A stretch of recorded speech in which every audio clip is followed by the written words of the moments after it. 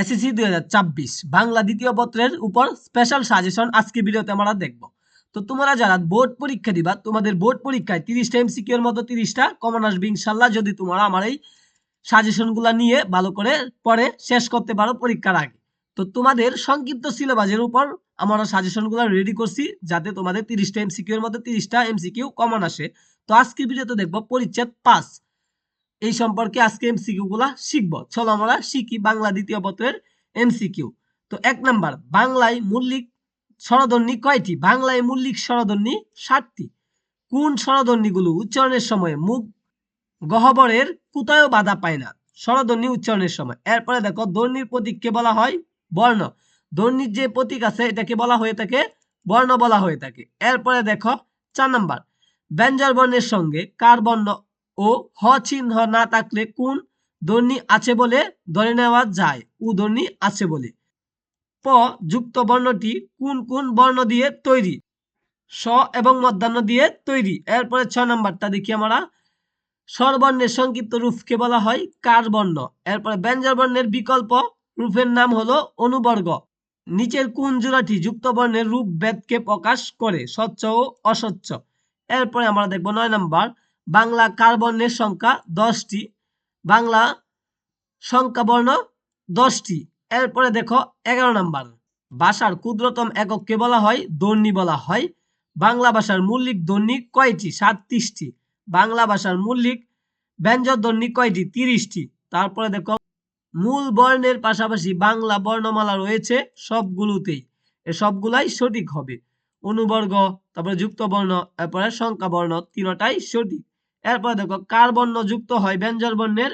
এটা আমরা উত্তর দেখবো এখন, আগে পরে নিচে উভয় দিকে। এটার উত্তর হবে 4 নাম্বারটা। এরপর দেখো 16 নাম্বার, অনুবর্গ কত প্রকার? অনুবর্গ হলো 3 প্রকার। শীতের সময় চাই, সঞ্চয় শব্দের যুক্ত বর্ণ নিয় চ, এটা সঠিক। এরপর 18 নাম্বারটার উত্তর হবে কম। নিচের কোনটি অস্বচ্ছ যুক্ত বর্ণ?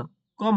এরপরে দেখো, কোনগুলো স্বচ্ছ যুক্ত বর্ণ? এটার উত্তর হবে 4 নাম্বারটা। এরপরে দেখো, সংখ্যা বর্ণ নিচের কয়টি? সংখ্যা বর্ণ নিচের হলো 5টি। এরপরে দেখো 21 নাম্বার, বাংলা ভাষায় মৌলিক স্বরধ্বনিগুলোকে প্রধানত কয় ভাগে ভাগ করা যায়? 2 ভাগে ভাগ করা যায়। ধ্বনি নির্দেশের চিহ্নকে কি বলে? বর্ণ বলে। স্বরবর্ণের পূর্ণরূপ কয়টি? স্বরবর্ণের পূর্ণরূপ 11টি। কোন ধ্বনি উচ্চারণের সময় ফুসফুস তাড়িৎ বাতাস মুখ বিবরের কোথায়ও বাধা পায় না? এটা হবে ব্যঞ্জন ধ্বনি। এরপরে দেখো, যে কোনো ভাষায় ব্যবহৃত বর্ণ সমষ্টিকে সেই ভাষার কি বলে? বর্ণমালা বলে। তারপরে দেখো, বাংলা বর্ণমালা মোট কতটি সরল বা অসংযুক্ত বর্ণ আছে? এটা হলো 50টি আছে। টোটাল কয়টি আছে? 50টি আছে। 27 নাম্বার, বাংলা ভাষার স্বরধ্বনির সংখ্যা কয়টি? 11টি। 28 নাম্বার, বাংলা বর্ণমালার ব্যঞ্জন ধ্বনির সংখ্যা কয়টি? 11টি। এরপরে 29 নাম্বার, বাংলা বর্ণমালায় পূর্ণমাত্রা, অর্ধমাত্রা, মাত্রাহীন বর্ণের সংখ্যা যথাক্রমে? এটার উত্তর হবে 32, 8 এবং 10। তারপরে দেখো, এটাও কিন্তু অত্যন্ত গুরুত্বপূর্ণ, এটা আগের বোর্ডেও অনেকবার আসছে। বাংলা ভাষার মাত্রাহীন বর্ণ কয়টি? 10টি। বাংলা বর্ণমালায় মাত্রাহীন ব্যঞ্জন বর্ণ কয়টি? 6টি। এরপরে হলো, বাংলা বর্ণমালায় অর্ধমাত্রার সংখ্যা 8টি। স্বরবর্ণ সংক্ষিপ্তকারে ব্যঞ্জন বর্ণের সঙ্গে যুক্ত হলে তাকে কি বলা হয়? কার বর্ণ বলা হয়। কোন স্বরবর্ণের সংক্ষিপ্ত রূপ নেই?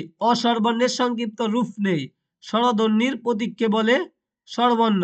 ব্যঞ্জন বর্ণের বিকল্প রূপকে অনুবর্গ বলে। বাংলা বর্ণমালায় ফলা কয়টি? ফলা হলো 6টি। যেসব ব্যঞ্জন বর্ণ ধ্বনি সংযুক্ত হয় না তাকে কি বলে?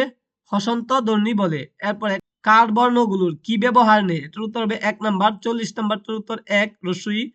হ্যাঁ, তারপরে এটা 41 নাম্বারটা, কোন মৌলিক স্বরধ্বনির কোনো লিখিত রূপ নেই? এটা হলো এ। এরপরে দেখো, যেগুলো ভাষায় ব্যবহৃত বর্ণ সমষ্টিকে সেই ভাষায় কি বলে? বর্ণমালা বলে। 43 নাম্বারটার উত্তর 3। তারপরে 44 নাম্বারটার উত্তর এদিক দিয়ে আছে দেখো 2, তারপরটা 1, তারপরটা 2, তারপরটা 1, এরপরটা 2, এরপরটা 1, এরপরটা 1। তোমরা এগুলা সুন্দর করে পরীক্ষায় যাওয়ার আগে মুখস্থ করে যাবা, তাহলে পরীক্ষায় কমন পাবে ইনশাআল্লাহ। তো এভাবে প্রতি পরীক্ষার প্রতি বিষয়ের সাজেশন পেতে চ্যানেলটা সাবস্ক্রাইব দিয়ে রাখো। পিডিএফ পেতে হলে আমাদের সাথে যোগাযোগ করতে পারো।